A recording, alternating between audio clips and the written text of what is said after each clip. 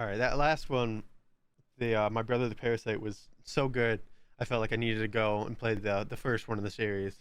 And I'm assuming this is it because this is the only other game this person has on their account. So hopefully it won't be as long because that one was very long, but I'm excited. Oh god. March 16th, 2020. Dear Dad, I wasn't sure how to start this letter, but I realized it doesn't matter. You'll still find something to get mad over. 15 years of silence for what? I can hear you demanding. A letter? Who even writes letters anymore? Well, Dad, I don't know your email or your phone number or anything beyond your address because it used to be mine. This is even the first letter I've written you. I've got dozens under my bed. Now, before you call me every name under the sun, hear me out. It's an idea from a friend. He stole it from a therapist. It must be worth something. The method is simple. 1. Write down your unfiltered stream of consciousness for bonus points. Make it into a list, an easy digestible list of what's wrong with you.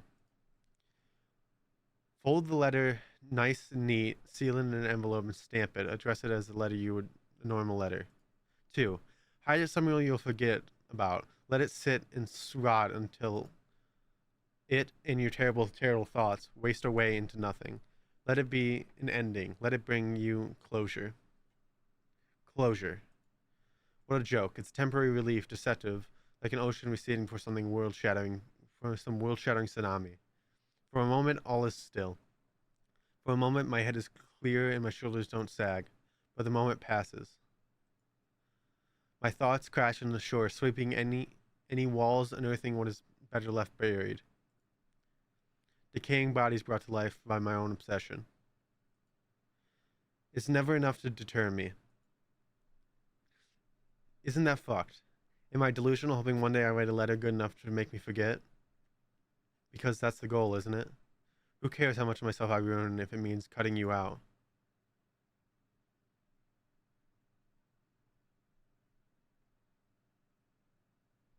Uh, Dear Dad, if you're reading this, which you aren't, I wanted you to know I'm visiting soon, in time for your anniversary. Regards, Lottie. 3/20/2020. Dear Dad, I forgot how small the house is. In my mind, it's an imposing, uncaring stain on the horizon, the source of night terrors, the reason I'm afraid of the dark. But seeing it now, it's small, shitty thing with white walls and a gray roof. Lawn is slightly overgrown and the porch is uneven. Half-built fence cages the surrounding property. When I asked about it, you screamed at me for being disrespectful. The familiarity struck me as odd. I dismissed it. Most of my life is a blur, faint after images, strong emotions. I would recognize the house no matter its form because my house was. I don't live there anymore. Who does, I wonder? There wasn't a car in the driveway and the windows are dark, so I assume its new residents are out and about. What are they like, I wonder? Does it really matter what they're like? I don't want their sympathy, friendship, empathy, pity, hatred.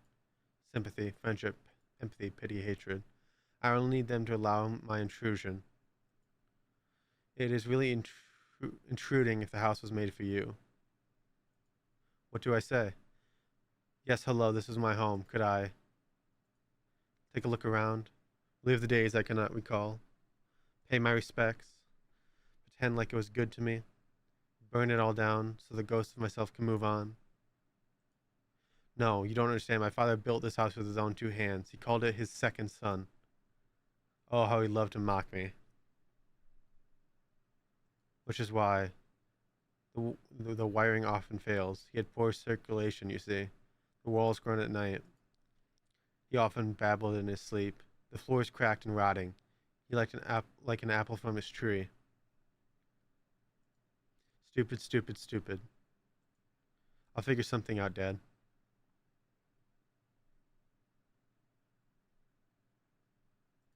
Regards, Lottie.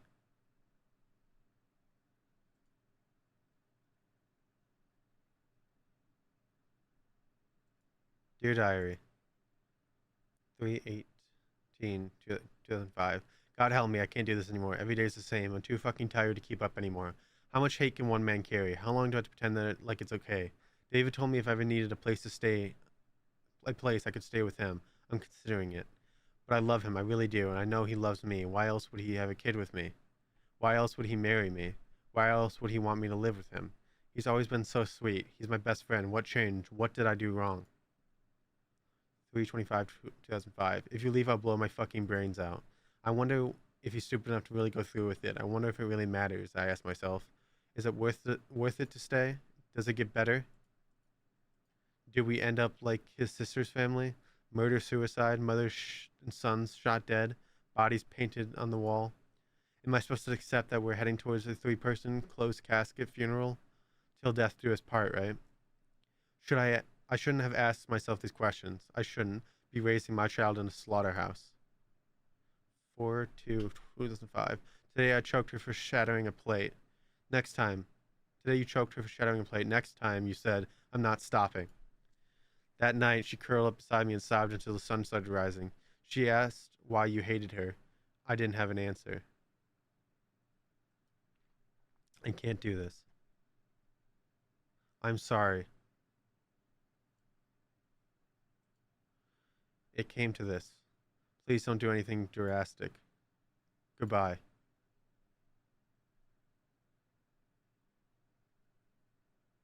3/21/2020. Dear Dad, they condemned it a year after we left.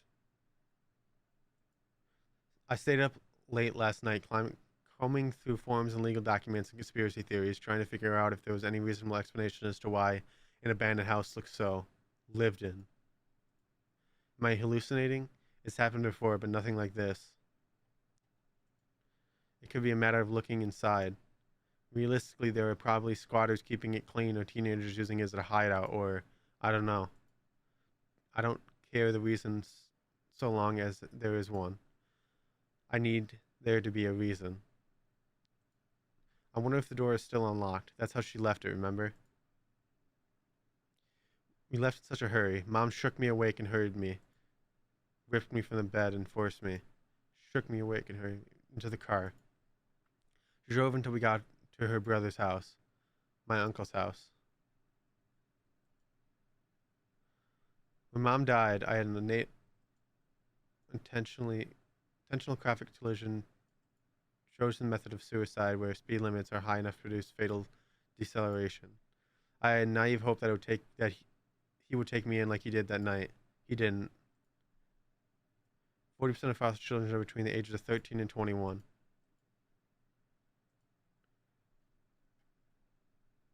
Looking back, it stung that I never got an explanation before I was old enough to piece it together. I would tell myself I was born in the den of a wild animal. Wildlife safety tips. 1. Avoid eye contact. Keep your distance. Do not provoke. Do not disagree. Do not breathe. Do not cry. Do not give a reason. The season will change. Your job is to figure out how. Bottom line, animals want to be left alone. You are his child. This will not save you. Filial cannibalism occurs when an adult individual species consumes all or part of the young of its own species and immediate offspring. Exact evolutionary purpose of this practice is unclear. It's accepted that some animals are capable of grief. He was one of those. Not for you, never for you. And with her gone, life was hollow and meaningless. Nobody cares about the living. Observations Part 1. Reminder of why we left. Living room couches are torn up. There are holes in the drywall. Cracks along the floor. The stench of liquor and smoke freshly spoiled food. The mattress.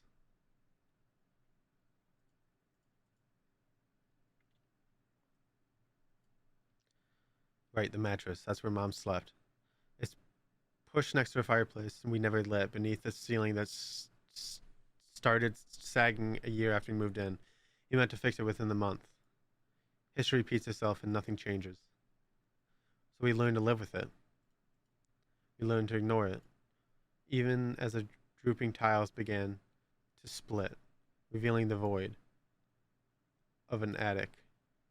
We did not have. Who did not have? Do you remember why it scared you?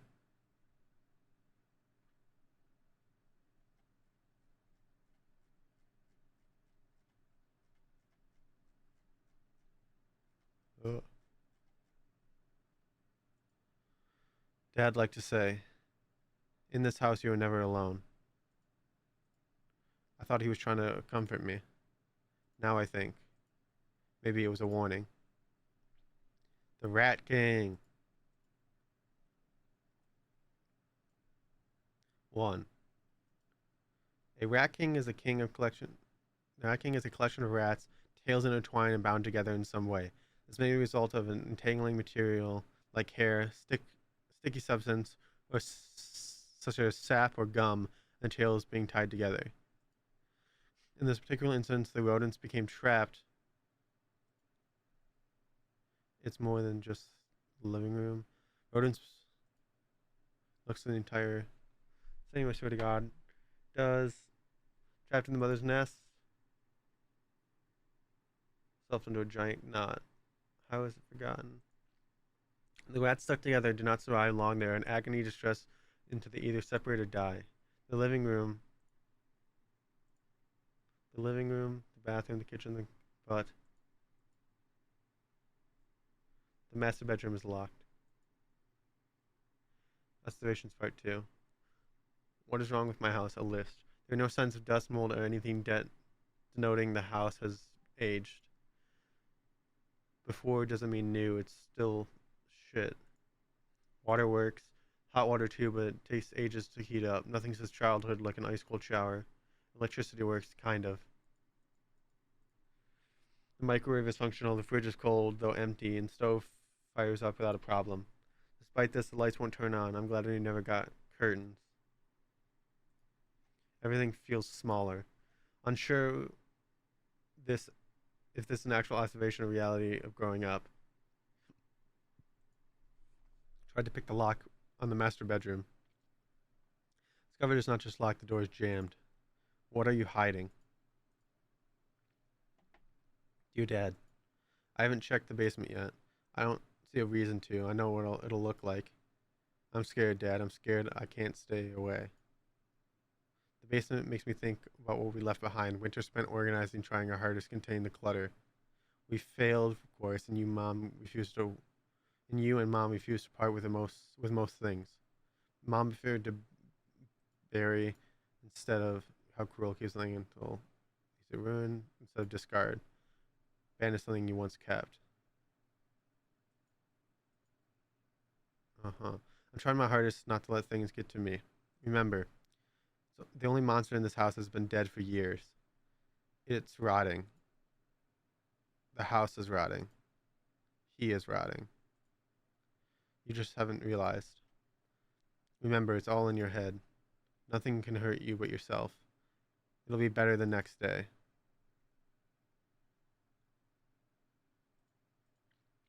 But the next day comes and nothing feels different. The world keeps hurting me because I can't stop being an oversensitive, sniveling piece of shit. And even if it is in my head, so what? A false reality is still my reality. The knowledge of a delusion doesn't mean I can't suddenly see the truth. After I double check my bedroom, I'll get over myself and go downstairs. Regards, Lottie.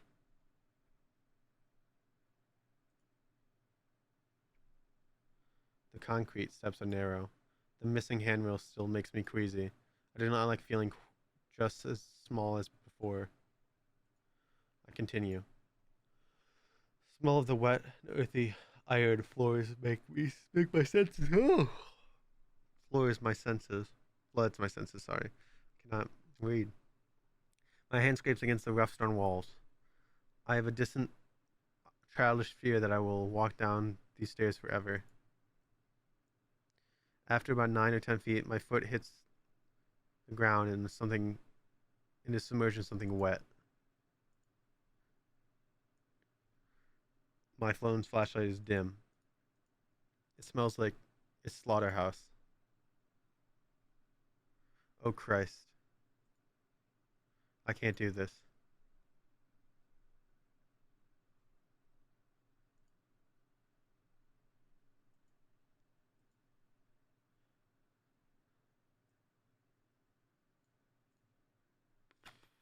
Are you there? The Gordian knot.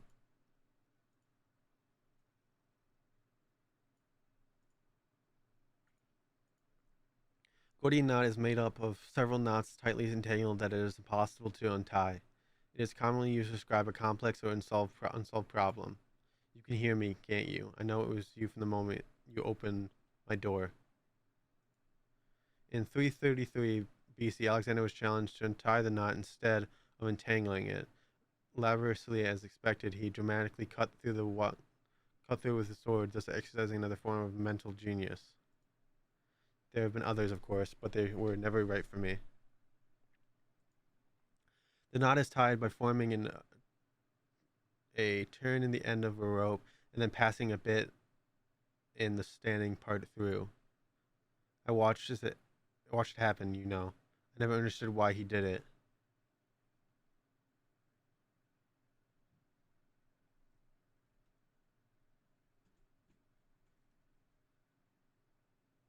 Please say something, please.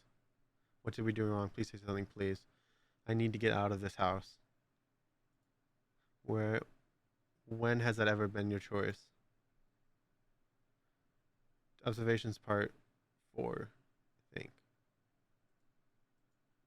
Is anyone there? I can't find an exit.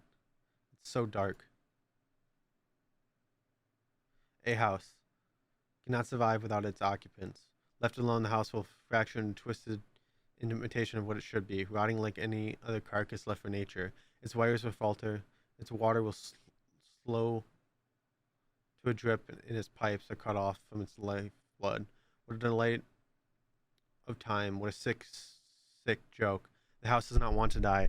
It does not want to decay. It exists with a purpose, and it wants nothing more than carry out that purpose, and yet is condemned to die the same divinity that birthed it from nothing. As a house ages, it changes alongside its occupants. Often it's unhappy. Its walls are scrawled upon and its doors are slammed, and he hears every foul thing whispered in it. It's perpetually at the mercy of others, cognizant of what is to come, helpless to put a stop to it. The house can keep itself from functioning on the dwindling life of the human who will call it home. He chokes on the rope attached to the house, attached to me. The house can strip him of his right to pass, leaving him suspended indefinitely in the state between life and death. It is a hell of its own making. The house can accept that it's his fault, that they would have stayed had he been good. I would be content if only I had lived. Both times he chose to cast life aside. The house chose to repurpose his.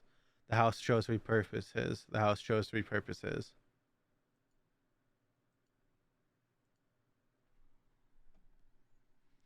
His cold rotten body will bear the reality I cannot. He will never wake up and I will never die. You understand, right?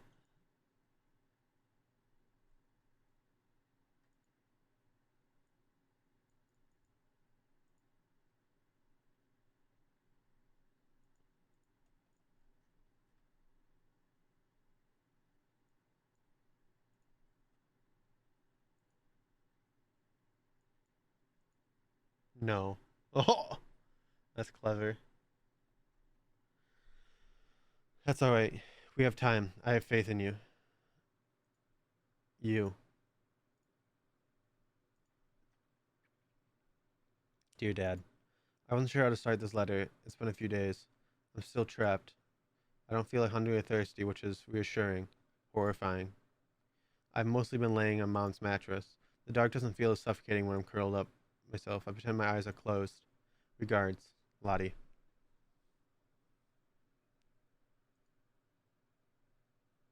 Dear Dad, I've been wondering, when did you have the idea?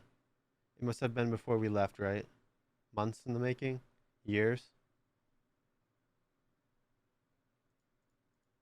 My question is, oh, whatever that said. When does it come your future? Were you afraid?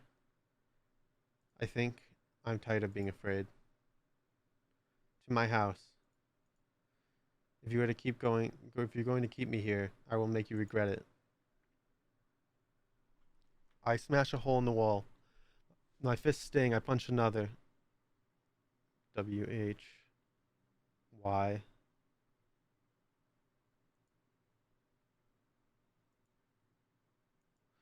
Till my knuckles split and stain the paint red. Like every soap of water running until it overflows, spilling into the floor, soaking into the wooden carpet. I drag a knife through the couches, beds, and pillows, like carving up some beast I hurl in the microwave from the counter and hear the cheap plastic shatter. I bash our chairs into the splinters and scatter the remains. I tear apart the tables and tip over the shelves, and I pull each picture from its frames and rip it to shreds.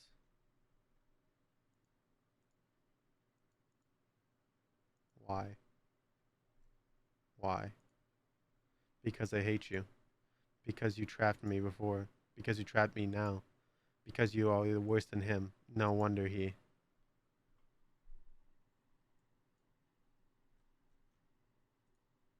Are you there? Dear Dad, I think it's upset. The basement shudders and shakes. The floor dips low beneath my feet. The walls groan with each passing hour. The destruction is unchanged. Good. Dear Dad, I slept in my own bed last night. It felt normal, comforting. I woke up and could not fall back to sleep. I wish I could sleep forever. After laying in the remains of my mattress for hours, days, months, years, I left its safety and ventured into the master bedroom. I'm not sure why. The door is unlocked. It's been 15 years. 15 years hits my nose like a jab to the face, makes my eyes water. And my body collapses with a fit of dry heaving. 15 years of putrefaction, liquidated flesh, and decaying muscle, and maggots, all writhing around inside but never bursting free. 15 years, you're no longer a person, and you are a meal slowly digesting in a house that cannot bear to part with it. 15 years and this house is smaller. Even in the dark, I can feel it closing in. I will. I will make you. I will make you regret it.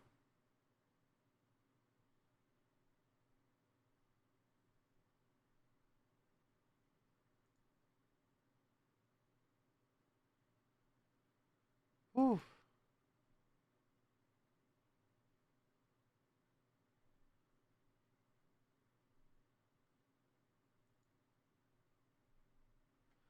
Yeah, this one wasn't as long as the one I played before, the second one in the series, but the Growling Pains? I think it's like Growing Pains first time. It's Growling Pains. These are deep, heavy. This one was a little less coherent than the first one. I mean, I guess it was abusive household. You know, I think kind of gathering that maybe the kid and the one talking was transgender. I don't know, but I was still. Ooh, that was deep. Definitely keep making these Curoscant. I don't know how to say that, but these are good. All right, see you guys.